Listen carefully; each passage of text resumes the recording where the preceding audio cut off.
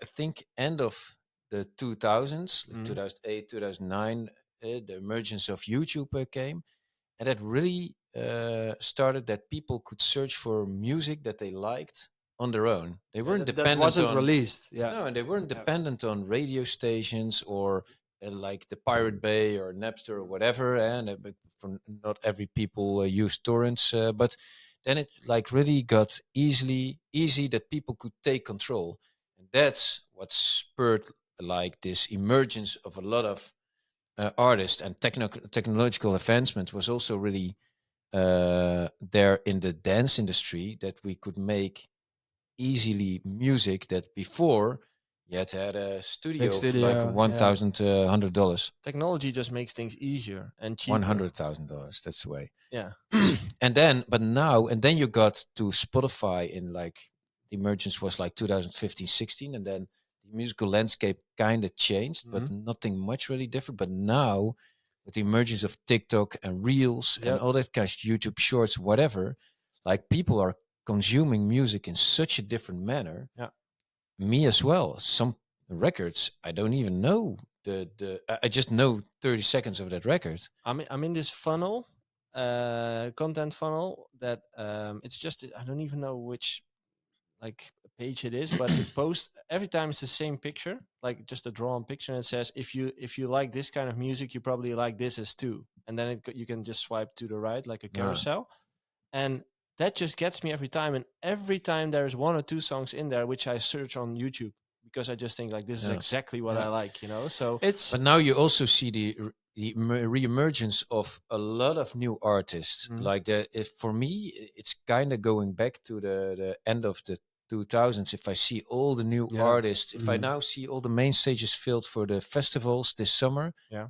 it's a lot of new artists that weren't there 2 years Yeah. before, Yeah. and they That's weren't true. there at all before You COVID. see That's how true. you see journeys of some people that you follow, Mm. and they literally blow up within 2 years, They and they literally just blow by up in a posting half a their year. stuff on a Yeah, TikTok. And I yeah. think that's like when Yeah. Avicii came up. I think Levels was posted on his SoundCloud, and people, regular non-DJ people, friends of mine, were already like Avicii with this track Yeah. ID, and they said, yeah, that track name is ID because it was Yeah, it's set as an right. ID, and I was like, no, but that's and then I didn't bother explaining because they were like, that's ID. Yeah. It became Levels.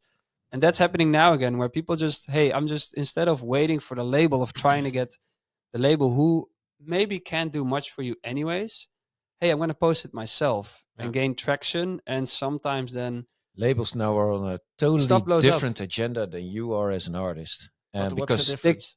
they want stuff that's gonna be played on Spotify a lot and get because their they make royalties. radio, Yeah. because they make money on royalties. And a radio if you can get it. But for you as an artist, that's not how you get famous anymore. No. You get famous when people consume your music on Reels, TikTok, and whatever. Yeah. And also can go hand in hand, but the conversion rate from TikTok to Spotify is not always there. You can have like tens of millions, hundreds of millions of streams on TikTok, and then like a few million on Spotify. Like not all people tend to search for or want to listen to that whole thing, but they do want to see you. And we noticed last time we were playing in Prague 1.5 weeks ago, and people were really asking for the alarm clock song because they know the clip. They know the clip, and when Marlon played it at the end of his set, like people went berserk. They it was finally really woke fun. up. They finally woke up. No, but that's what they were there for. So then we also That's noticed, amazing. like, normally Marlon only plays, but then I was there to see it from the sideline, and I said to Marlon, dude, we got to do something with that. We got to like tease that record more early in the set because people are really waiting for it. How cool would that be? You know, that's It's just a great thing, to hear, yeah. man. That's the times we missed a little bit. Where I think 2013, 14, when I was just coming up, that was the thing. You had a new track, and people were waiting and went crazy when you played it. Building the hype, really. Yeah, and that kind of disappeared a little bit. That kind of crowd as well, and now it's great to hear that that's now that you're back. talking about it. Do you know this guy Avayon? Dude, that thing is going mad. Yeah. Well, this guy, honestly, I've had him in the artist coaching podcast 2 times, I guess. Super nice guy. like super nice Mm. guy. I've had him before his big hit and after his big hit, It's a great track. and now he released another song. But I was somehow I came by his content on TikTok, which was about his new track, Wakanda or something. Yeah, something like that. I don't know the Mamakanda or Mamakana. Yeah. I saw, but like weeks, maybe even months ago, I saw the first clip of. It wasn't even him playing, I guess. It was someone else, just like raw footage from a club. Yeah. And I heard that song. I was like, what the? I need to know what track this is. And then it said in the comments, like, it's a new Avayon song. Yeah.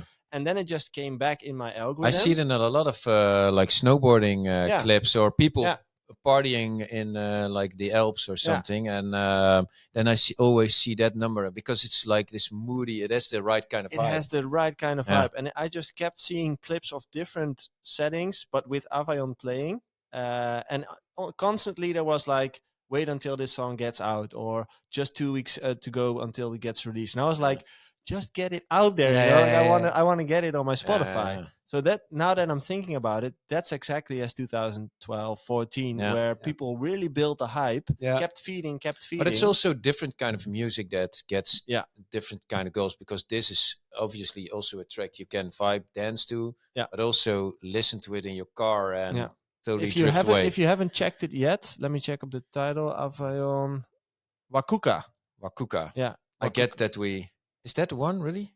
Yeah?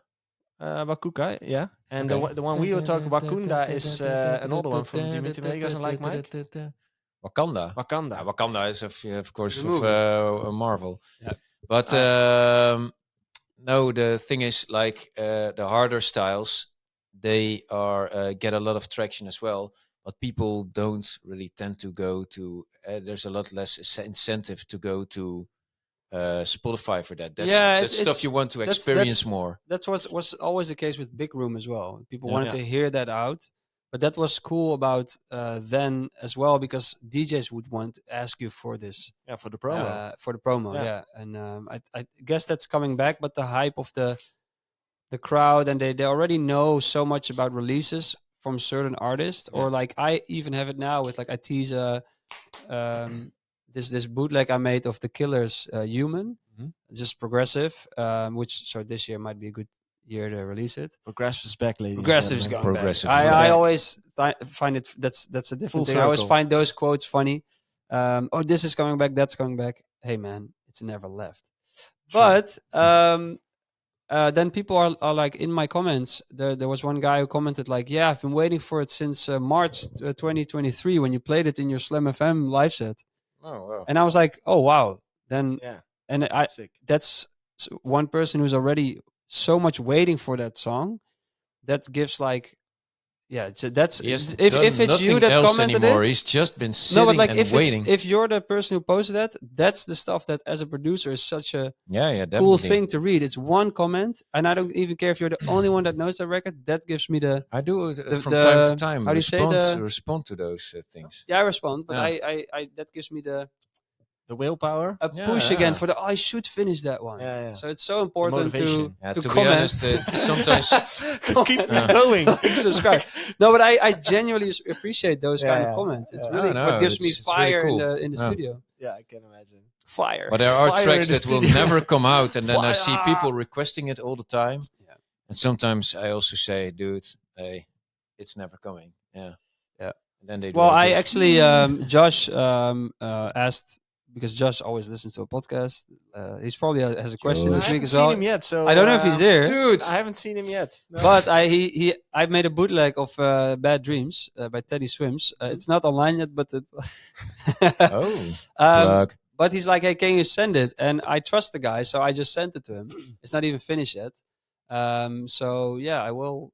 To some people I really, really trust. Send that stuff, like but you're always trying to get an official release. And if that doesn't work, you're going to look into other ways. But it's really like you said, now I'm kind of realizing it. It's kind of how it started back then as well. It's like going into the trenches, finding those edits that no one really has, finding those releases that no one really find out about. I think Teddy Swims will be a hard copyright. But yeah, Teddy Swims. But if you think about the Wakuka song, for example, like, it's really... Yeah, the only hope I have is that Teddy Swims, if you're listening, by the way, He's he used to listening, do Teddy. he used to do top lines for Armin van Buuren and stuff. So he really? used to like be a bit in the EDM space. So Okay. that's my only hope that maybe he hears it somewhere. Yeah. But we're of course contacting the official label and trying to go the official route. And Yeah, you cool, should. we'll see. Especially with newer copyrights, that's the way to go. Yeah. Hey, Also, SoundCloud, you can't even privately upload it. Like, I wanted to send it to my manager.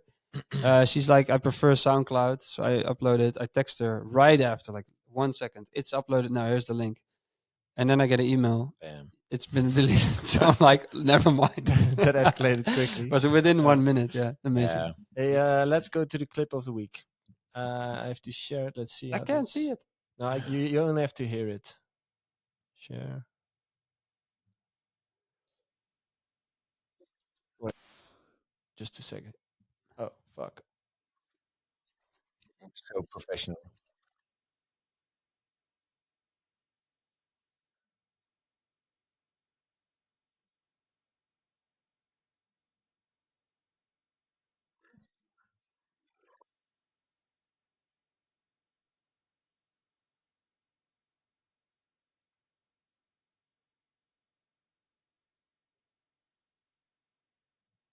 We just addressed this. Well, what this is about? Some boomer comedian, I guess. No, we kind of addressed it, but what I would think was interesting is he mentions like a person listening to music, and he says my favorite genre is chill hop of chill hip hop, and then he asks like, oh, who's your favorite artist? And then he says like, I don't know. Like I just go to Spotify and click chill hip hop, and I like what I hear. That's it. And that kind of clicked with me because last week I also found out about a book which I shared in the Discord as well. For those- Helvetica. now, a book which is called Mood Machine by Liz Pelly. And let's see what the subtitle was.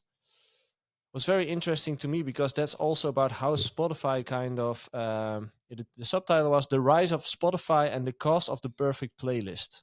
So, how labels and Spotify kind of decide on what we consume and what we listen to. And I was also thinking about it last week with my own kids. I was like, at home as well, when we listen to music, I put on a playlist as well, mostly, or sometimes radio, but not that much anymore because there's a lot of commercials. But I was thinking the same, like they never discover any real new music, as in, if I listen to those playlists, it's all algorithmic based. So it's the same songs. Doesn't matter which playlist you take. It's like They I keep said, putting in the same songs. it's what I said. I think I said this last week. Instagram and the algorithms and Spotify, it's like a bad DJ, and they just play what you already know. Yeah. You kind of get into this but loop. I think what we just talked about is a good thing that's now happening, that people are searching for those things that aren't in there. Yeah. Because I have to say, I get tired convenient. of my own playlist on Me too. Spotify, but also because the random isn't really random. That's actually a thing now that people know that It's all the same songs, and that's because they push the songs that are more popular more often in your random yeah. playlist, which is annoying because sometimes I find in my own playlist a song that I haven't heard in a while, and I'm like, Yeah. huh? So But that's what I realized with my own kids, as in, I actively have to put on new music to kind of have them be aware of the fact that there is different music than Yeah. the ones that we listen to each day. right? Oh, in my car, they just ask for snolbolletjes. Yeah, Yeah, there's yeah. no chance for new music.